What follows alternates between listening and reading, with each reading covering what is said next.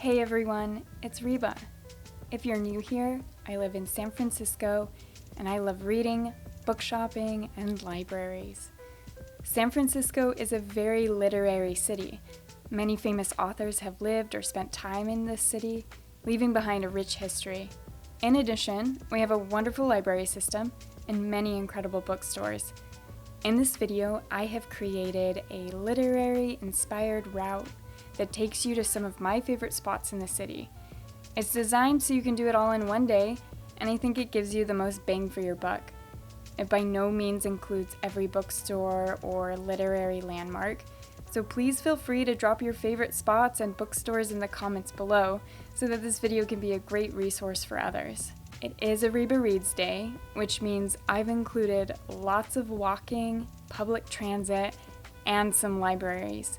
So put on your best walking shoes, fill up your Clipper card, and if you're a resident, pack your library card.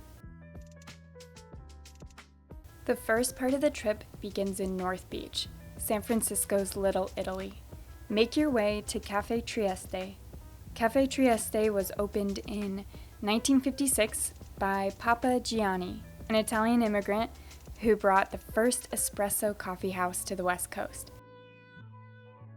It has been a popular place to visit for both people in the film and music industries, and it holds a place in the literary history of San Francisco because it was a favorite hangout of many of the writers from the Beat generation. Just around the corner from the City Lights bookstore, which is coming up on the tour, Caffe Trieste drew in Beat writers like Allen Ginsberg, Harold Norse, and Jack Hirschman. It feels like you're stepping back in time inside this cafe, so order a coffee and hang out for a minute. San Francisco, and particularly the North Beach neighborhood, became the gathering place for the creatives that wanted to be part of the Beat generation in the 1950s. To learn more about this era, our next stop is the Beat Museum. Here you'll find artifacts, photos, rare books, and ephemera that represent the Beat generation and its legacy. According to the website, the museum's goal is to spread the spirit of the Beat generation, characterized by tolerance, compassion, and having the courage to live your individual truth. It's a small museum, so it won't take up too much of your time, but there are a lot of cool things to see, and you'll get a comprehensive guide to the Beat generation.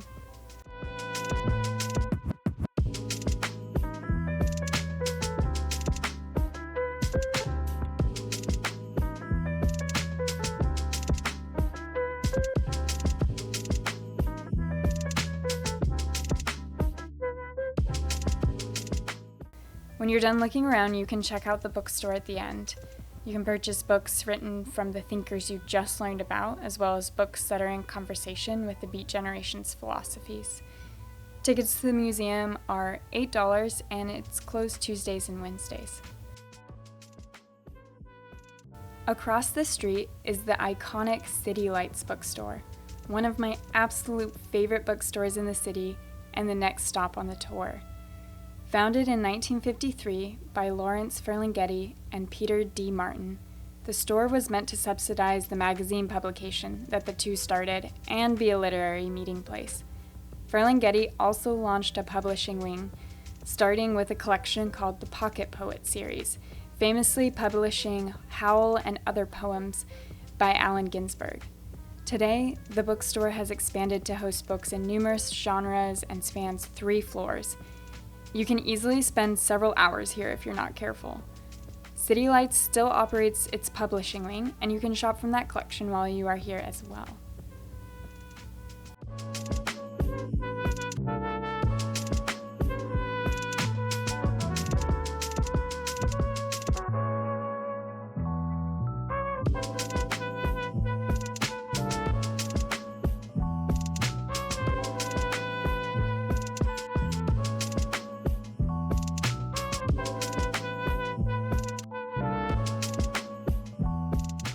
Once you pull yourself away from City Lights, head down Jack Kerouac Alley. This alley was dedicated to Jack Kerouac, who wrote lovingly about San Francisco and was another member of the Beat generation. Optionally, you can stop in at Vesuvio Cafe, located at the top of the alley, for a drink and another look into a historical hangout for members of the Beat generation. The alley connects North Beach to Chinatown, so at this point in the tour, I suggest you grab some lunch and experience Chinatown. Chinatown is a fun neighborhood to walk around in, and you'll find many options for food. It also holds literary value, as the writer and Bay Area local Amy Tan has featured San Francisco's Chinatown in her writing. Leaving Chinatown, head to the Powell BART station. You will then take the train to the Civic Center station. Once there, head to the monument between the San Francisco Public Library main branch and the Asian Art Museum. This stop on the tour is for the library nerds. The first public library in San Francisco opened in 1879, borrowing space in other buildings until 1917, when following the 1906 earthquake, a permanent building was constructed and dedicated to housing the public library collection. This building has been repurposed and is now the Asian Art Museum, which is wonderful and worth a visit. And I think it's interesting to know its history as a library, especially because right across from it is the current main branch of the library system. This new main branch opened in 1996.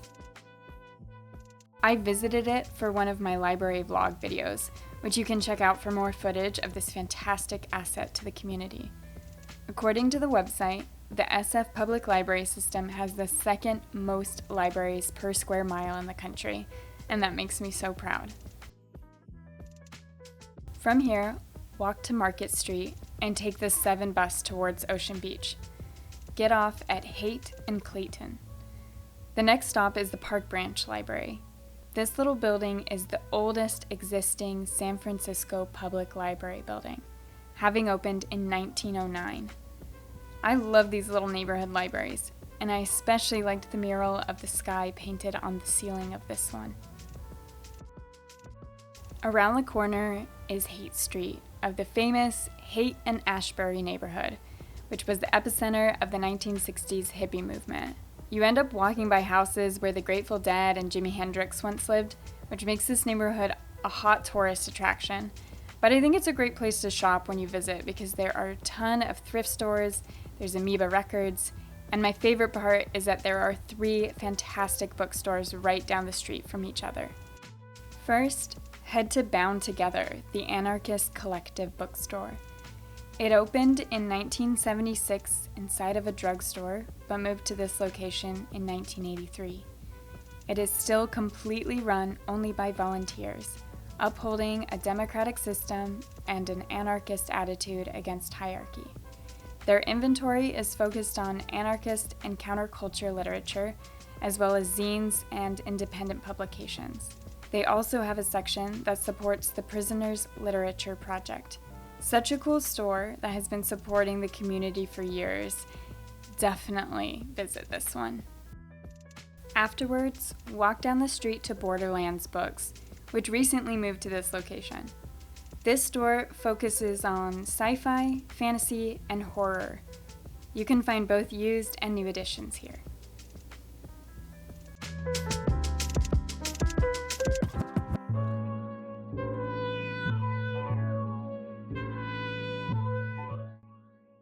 Right across the street is another favorite bookstore of mine, and the last shop of the tour. The Booksmith is super cozy and has several rooms and sections, so there is something for everyone here.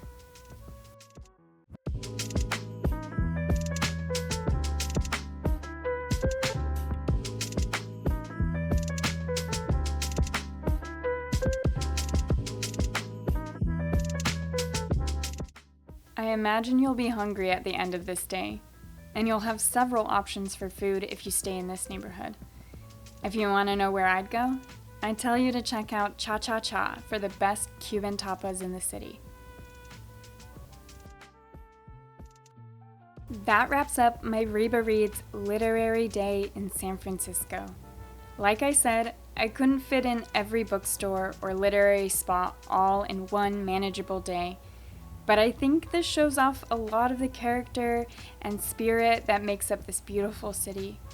See the links in the description for further information on all the spots highlighted in this tour, as well as a link to a companion map I made if you do want to follow along. Drop your other favorite San Francisco literary spots in the comments, and I'll see you in my next video.